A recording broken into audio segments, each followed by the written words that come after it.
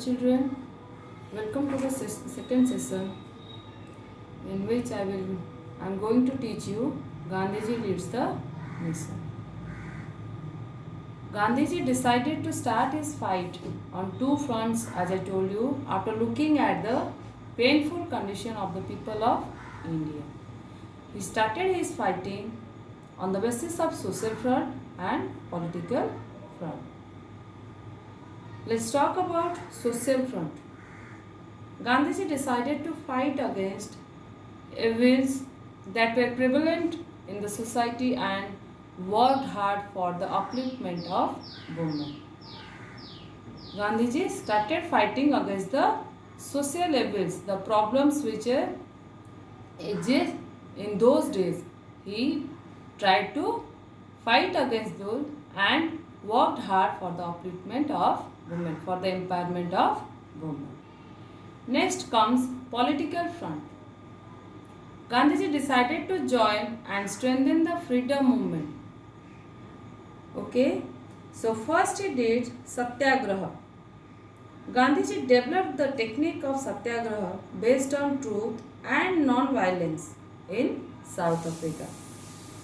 In India also, it became his most important weapon against the British. In Satyagraha, on the basis of truth and non-violence, he started fight against the Britishers.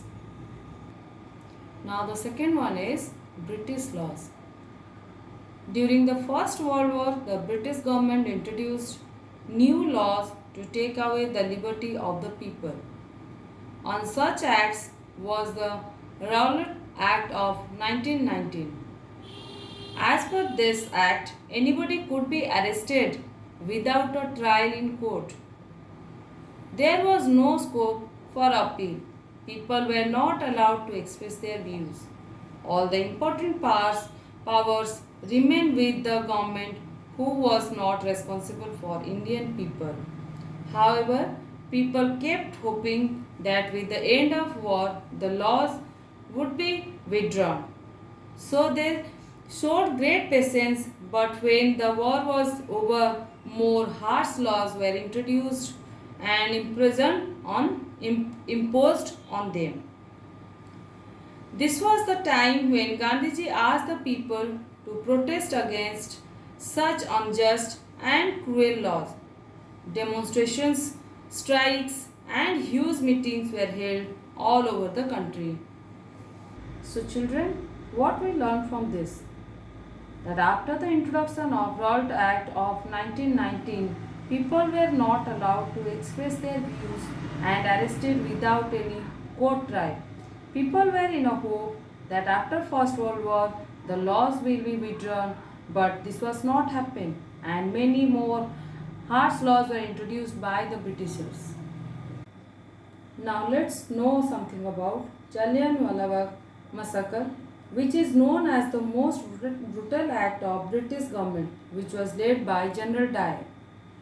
A protest meeting against this outrageous act of British government was held at Jallianwala Bagh in Amritsar on 13th April 1919.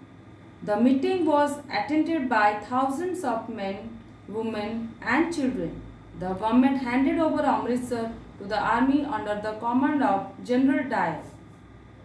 There was just one entrance to the park, which was blocked by the British army on the orders of General Dyer. Then he ordered his troops to open fire on the innocent people.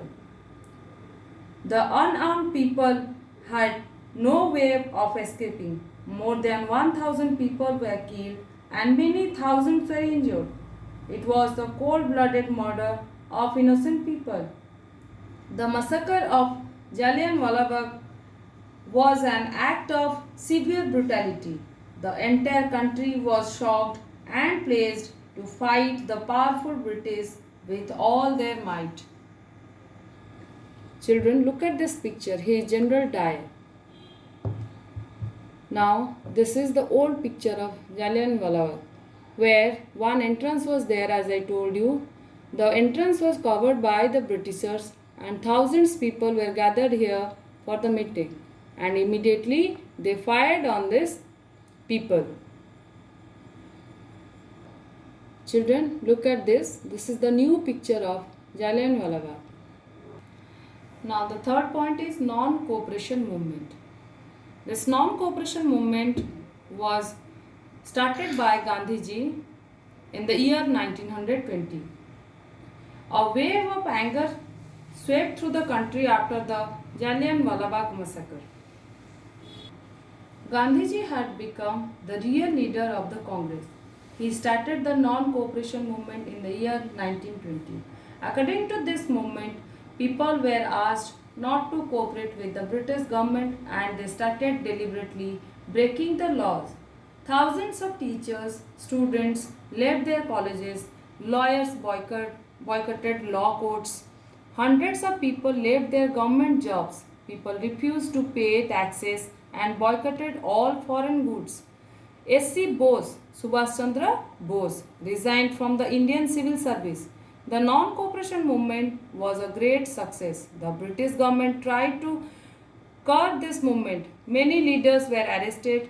There were lathi charges at many places. But Gandhiji decided to remain non-violent and wanted that the whole movement should be entirely peaceful. Children, I told you non-cooperation movement.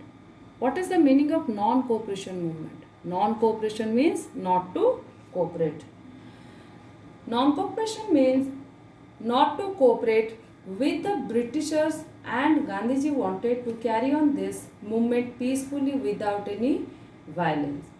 In this movement, it was decided not to pay tax and boycott the foreign goods. So children, today I taught Satyagraha, British laws, Jallianwala Bagh massacre, non-cooperation movement, and the rest of the points I will discuss in the next video. Thank you.